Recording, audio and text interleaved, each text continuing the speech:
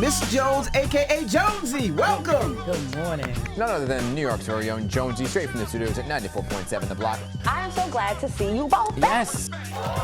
Ladies and gentlemen, without further ado, welcome to the Jonesy Show. Hey, Boo, hey! Hey, Boo, hey! Welcome to the Jonesy Show. So the name of this segment is Clear My Name, and it's very personal to me because when I was home and unable to, as they say in the streets, clap back, people were blogging and reporting. Huffington Post was writing stories about what they thought had happened to Miss Jones, and none of the things were accurate.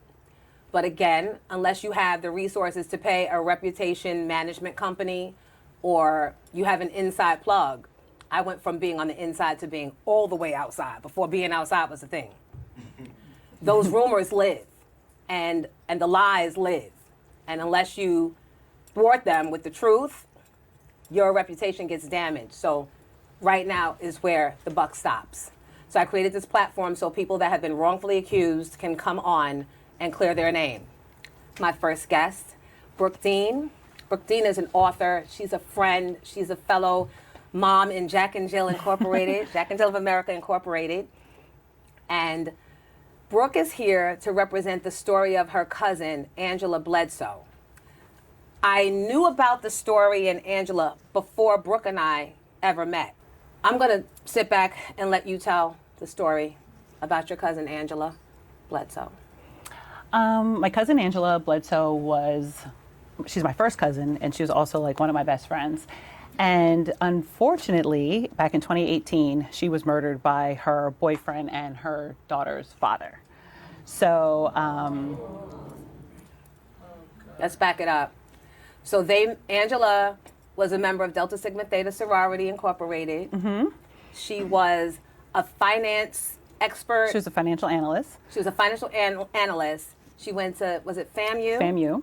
She was also a Jack and Jill mom. She was newly inducted that year. She was just inducted. Mm-hmm. Yeah. Yeah. And when she graduated from college, she had like 20 offers. Yeah. From firms to come and work. So she had her whole life in front of her, and she had her stuff together. Yes, she was very successful. Beautiful family. Beautiful family. Mom and dad. Mom, dad grew up upper middle class in Maryland, but she moved to New York after she graduated. And she bought her first brownstone at 27. 27. Very successful woman. 27. Yeah. Take a moment for that. Yeah. In Brooklyn. On Dean Street. On Dean Street. So yeah, she was very successful. She was doing things. And how did she meet Ray? James Ray. James is his Ray. name. How did she meet James? She met him at an event. And I think he kind of saw her like across the room. And I remember when they met, she kind of looked at him like someone who could match her fly a little bit. Because she knew whoever she had to bring home or whoever she had to be with had to be as driven and ambitious as she was. And prior to, he kind of built himself up. Yeah, he was an ex-Marine. He was a cop in New York, and then he became a lawyer and had his own firm. So it seemed like the two of them would be a power couple. Right. When they first met. And I remember when she introduced, I knew he was a little older than her. I think there was like an 11-year age difference or something like that. But I was like, okay, that makes sense because, it might have taken him a little longer to get to that point where she was kind of already there. Right. But they seemed to match at the time as far as like ambition, the social status and ambition and stuff. And where they were. Mm-hmm. But there was one thing. He was married. And of course, she didn't know that at the time. She didn't know at the time. Right. How long did it go on before she found out? Did they begin dating and then she found out he was married? Yeah. So probably like, I would say like 9 months to a year. But by then, she's already in, And because there are people. Yeah. That's part of the clear minded. Yeah. Right. Because some people say that you don't mess with people's husbands and expect good things to come. And not that, you know what I mean? Right. You never expect that to happen. No. But, so there are people out there, and were any of her friends trying to dissuade her from this relationship? You were? Yeah. So what happened? Why? didn't she listen? You guys were close, right? Yeah, and there was even a point in time where we stopped talking for like 6 months because I didn't understand. I was like, you don't need him. Like, you are this beautiful, amazing lady. Like, what is it? But I think women, she had rose-colored glasses. She was leading with her heart.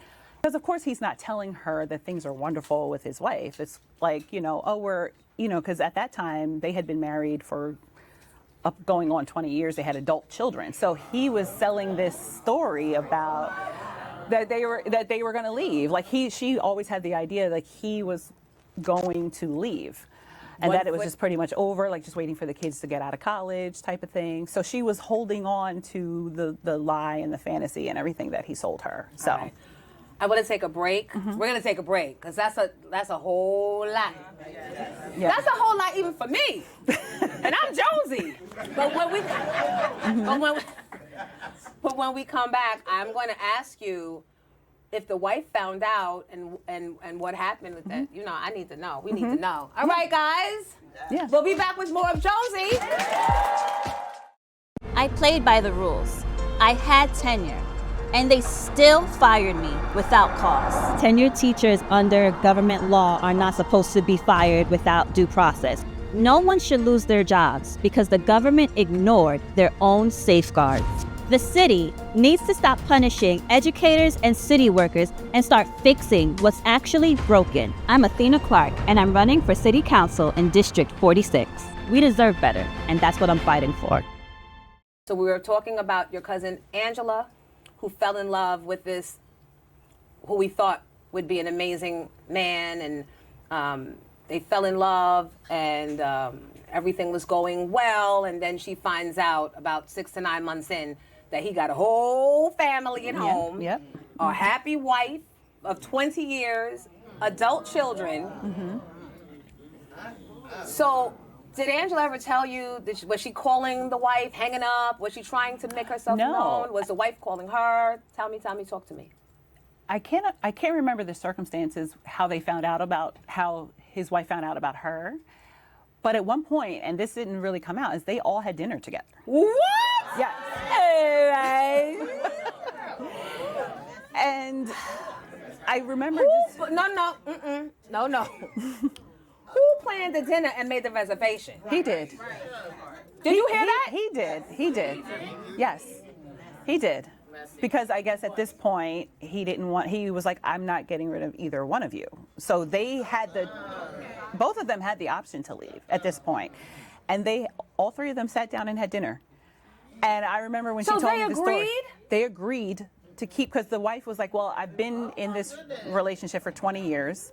I'm not going anywhere, but you can do what you want. And they had kind of like an arrangement. And I think it was like around that time that when she told me that story, that I was like, what are you doing? See, he got tired of having to be in two places at one point, because she lived in Brooklyn still, and he lived in Montclair, New Jersey. Can be me. Yeah. So did she really think, or did he think that Montclair wouldn't get back to Brooklyn, that she was too far away to really be affected by? I think so at first. But wasn't his family like a family of prominence in Montclair? Yeah, because he had prominent cases in Montclair, so he was well known there, and she was successful in New York. So their worlds didn't really collide until he started an insurance brokerage firm, and she worked with him in that business. So I think because they started working together and she was commuting into Jersey, like, it was inevitable that she was going to find out. So he had to come clean at some point. Yeah, but he did it on his own terms. Yeah, of course. You can't have your terms with me. Of course. So I guess he sat them down to say, you guys either figured out stay or leave. So and when he makes they both decided to stay, because that, sadly enough, the competitiveness of women, sometimes we feel like we put enough time in that she's going to be the one to have to tap out. Right. Exactly right. I wonder if it's like that for guys too, or what that was in him that made him feel confident enough. He was a narcissist, of course, his ego. Right? That both of them would stay. Right. And what did the wife do for a living? Was she a stay-at-home? I think she was. Yeah. I don't know much about her. She never came to the trial. His children never came to the trial, like nothing like that. So can I tell you the Jonesy theory? They're always far from the truth, but way exciting. she and the kids, I noticed they didn't come to the trial. Right. That was their good for you. Right. That's what you got. You want Right. to leave my mother and leave us home and go and be with that young pretty thing and act like we didn't mean anything to you? Right. That's Well, what actually, his wife eventually did leave him. I mean, Yeah. how you leave it after the fact? Like, he already told you sharing him. So what did you have to leave? Like, you had She half of didn't. them. She left. Why do women, why, Finally. can we ask ourselves a question?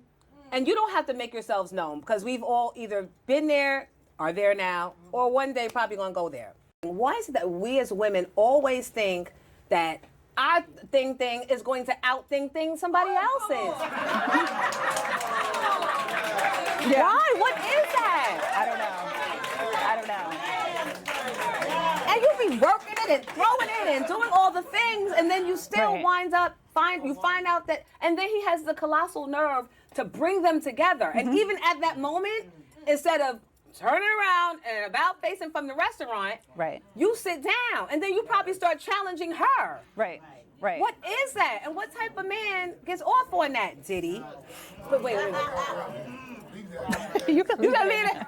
You can leave it in. And I don't want, this is not a man bashing show yet, but because I know at some point you guys will challenge this Scorpio woman and you'll never win. Mm-hmm. But I know it goes on in both genders. I'm just here right now. So let me have my little please. Mm-hmm. So did she ever talk to you about how she was better for him than the wife and how she met his needs more than the wife or how they're fighting and she doesn't understand him? She was never really in competition with her because that was my thought too. I was like, you don't want him, you just want to win because it's the two.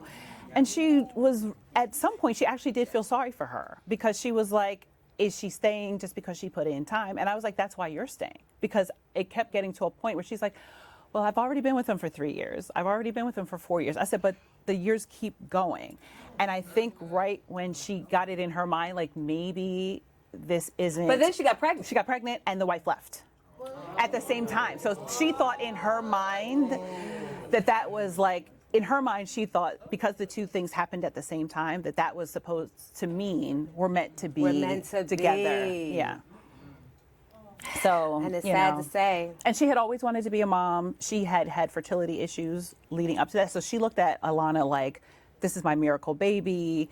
This is why we were meant to be together, all that kind of stuff. So now, like, the wife is kind of out of the way. But what's going on in his head? Does he feel like, oh, I locked her down now, she ain't going nowhere? Yes. And then does he start trying to repair things with the wife? No. He lets her go? He lets her go. Wow. And lets the kids go. Well, they were already gone. Yeah, they were already with their own gone. lives. Yeah, they moved on from him. So does he start like adoration and the love and the time spending, or does he turn? Because once they, in my experience, once they know they, right. Once they know they got you, they start acting nasty, right, and controlling, right, and different. And that's exactly what happened. And that's what happened. Yeah. And I mean, I was never a fan of his from the beginning because I always felt like he had to outshine her or be the center of attention.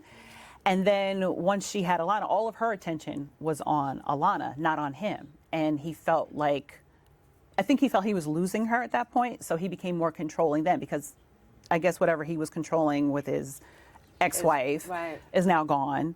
But Angela was her own person. She was outspoken, so he would try to put her down in front of people, in front of their child, and I was just like, again, why are you with this man? Because they have a child, but they're not married. So I was like, you don't have to stay. And then she wound up moving into the home that he once shared with his wife, which I thought was insane. All right, I need a break. Yes. Okay, guys, we gotta take a break. Yes. That's a lot. That's a whole lot. Yeah. And the fact that she agreed, I don't know how I feel about that. But again, I don't. The name of the segment is Clear Your Name, so I'm gonna let you, when we come back to the Jonesy Show.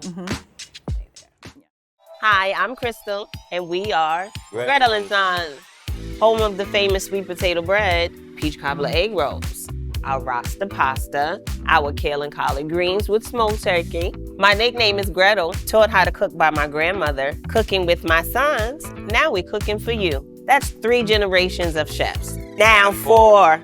You can find us at the Samania Mall, 1500 Old Country Road, 2nd floor food court. Come and check us out. Welcome back to Jonesy. Our guest, Brooke Dean, is the cousin of Angela Bledsoe. She was a successful young woman, graduated, was a financial Analyst, yes. analyst, great job, great life, met this man who also seemingly was her evenly yoked guy, and they went off in life doing things, and then she finds out that he's married, and then after a little bit of time, he arranges a sit-down dinner between your cousin and his wife of 20 years. Yeah.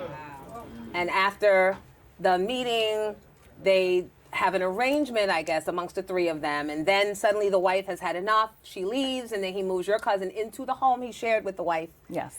And raised the children in. And this is in Montclair, New Jersey. Yes. And then your cousin gets pregnant.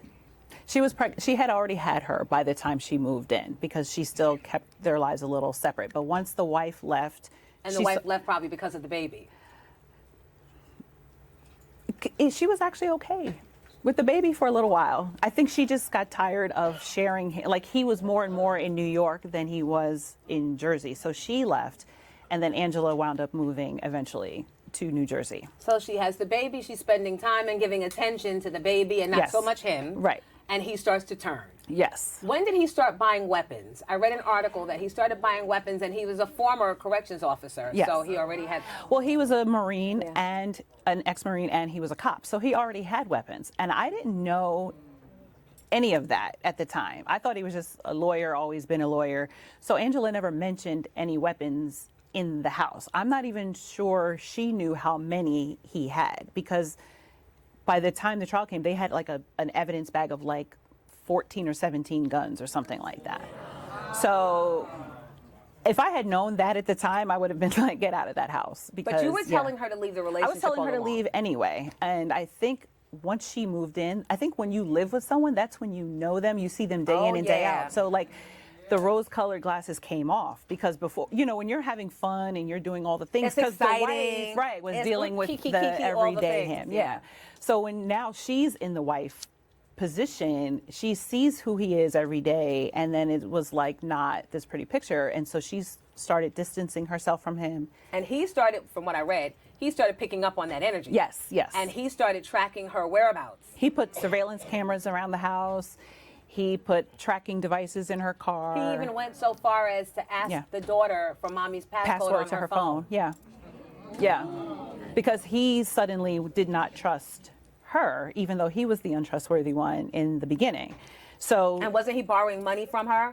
Yeah. He was borrowing money from her, but keeping up the illusion that he was still doing well and his businesses were thriving. Yeah. And so his friends and his family members allegedly thought that she was gold digging him. She was the gold digging him, right. So that's what, because eventually what happened was he used self-defense as his defense.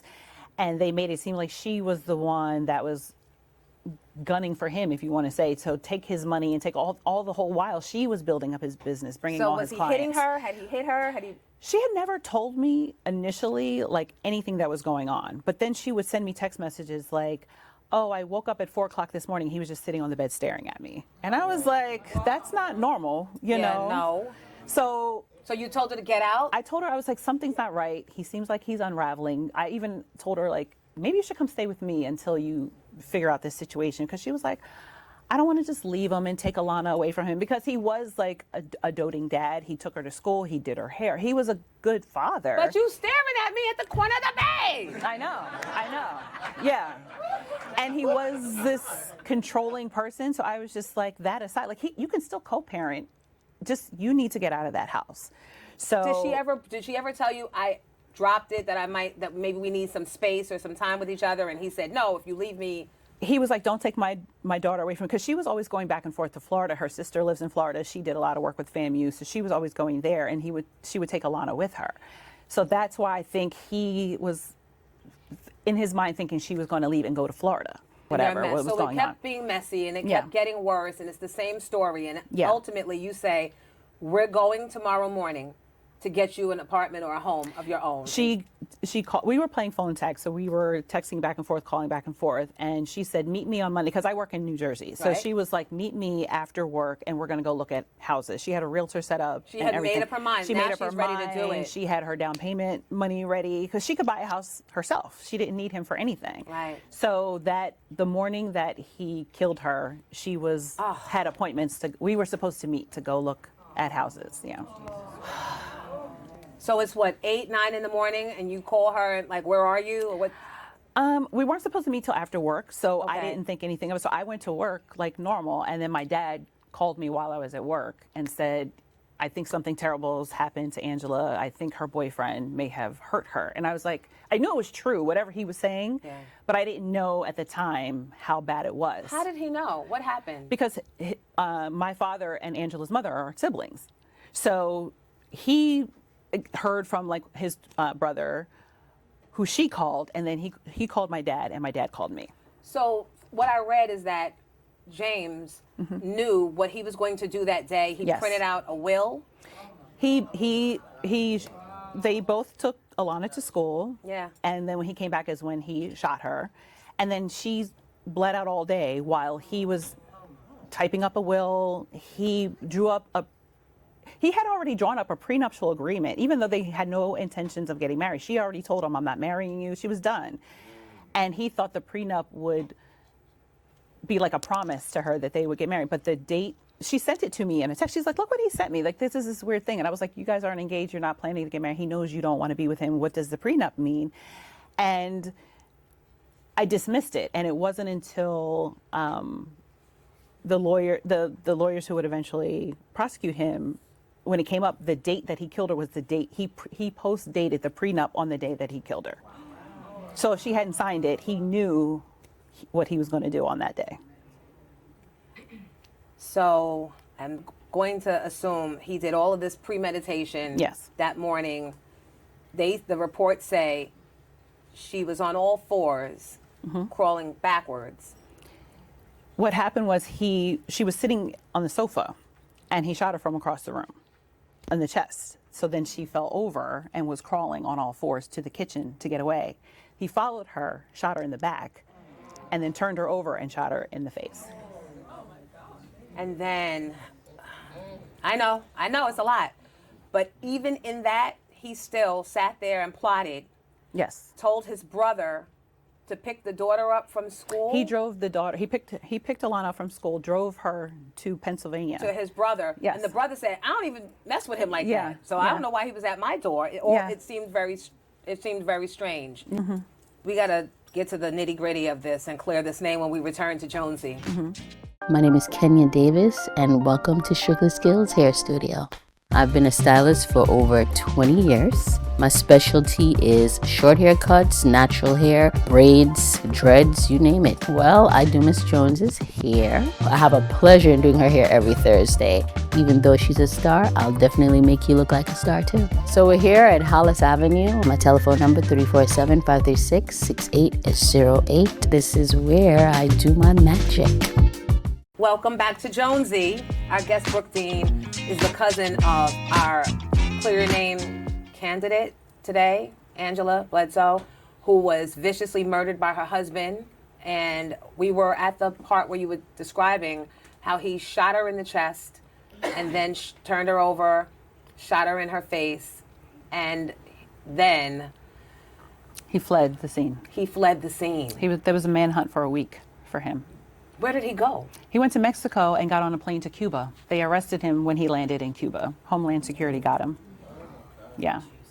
It took him a week to find him. So he had all this planned out, his escape plan.